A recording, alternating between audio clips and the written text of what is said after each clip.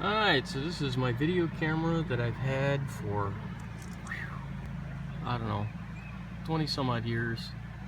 And before that it was from a project that I worked on. It was a driveway camera at a test facility, and it had been plowed over a couple times, and the electrician and I finally decided that we just weren't going to reinstall it anymore. So we ended up taking and pulled it out. I stuck it in my desk drawer, and then when I bought my house, I installed it on my garage and been using it ever since. It's an old Sony camera, and it's finally gotten to the point where it functions in the really warm weather, and then when it gets cold, because it's got an actual shutter on it, the shutter makes the camera shut off. So, well, it doesn't shut off, it just stops down the screen to the point where you can't see anything. So this little puppy's gonna go after all these years, because the camera's got a build date of 1987 on it, so it's old. And I'm going to put in my new camera. So this is from Super Circuits. This is a BC700WAIR. It's a 170-degree field of view, and I had bought that, and then I bought this camera here, because this one actually has a longer throw on the IR. I bought this because this one supposedly throws 65 feet of IR. Alibi camera, also from Super Circuits. What's the number on this one here? BC700G. Now the 700G, unfortunately, has a 65-degree view. I think it is 65 degrees, possibly less. Might be 60-degree view.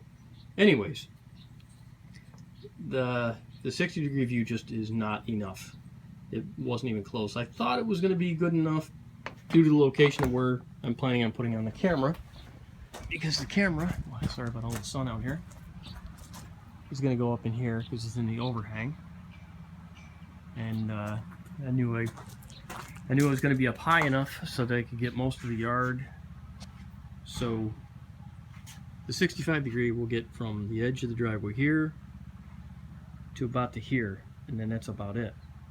The 170-degree gets from the edge of the driveway all the way over to the edge of the house. So needless to say, even though the 170-degree isn't a terribly well shielded, it is a waterproof camera, but it isn't very well shielded like this one here is, where it's got this little tiny hoodie, although the overhang on that's zilch anyways. Alright, so the upside on this one is this one's designed for a through-the-wall. There's no cables exposed or anything like that.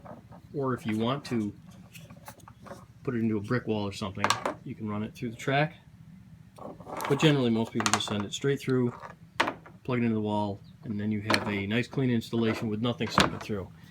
This one here has got an uber cheap little stand going on there. It does have a standard tripod socket mount, so if you had a different kind of mount, that would work. But this one's designed to have the wire go externally. So what I'm going to end up doing is I will end up cutting a little trough in the material. So what'll happen is I'll mount this to the wall, and the hole for the wires and everything will be behind this, and I'll put just a little tiny slot and then send the wire under it, because I have this. So this block here has to go through, because it's the one for power, and it's the one for video, and it's the one that looks like an audio jack, but it's really not. It's a little controller, so there's a lot of on-screen things that you can do with it. This is not actually a pan tilt. This is a menu system, so you can up, down, press it, iPod type thing. That doesn't have to necessarily go in there and stay there. That's just for maintenance, so that will come off. But this block, unfortunately, has to go through. So I'll have to drill a hole the size of this block. And like I said, I don't want that exposed, so I will put that behind here.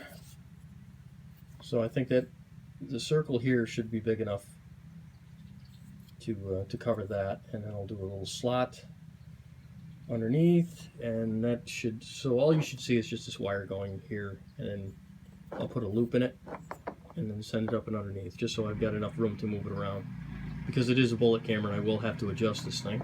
That's why I have my monitor out here. So This monitor's always been pretty handy. A little handy dandy adapter for it.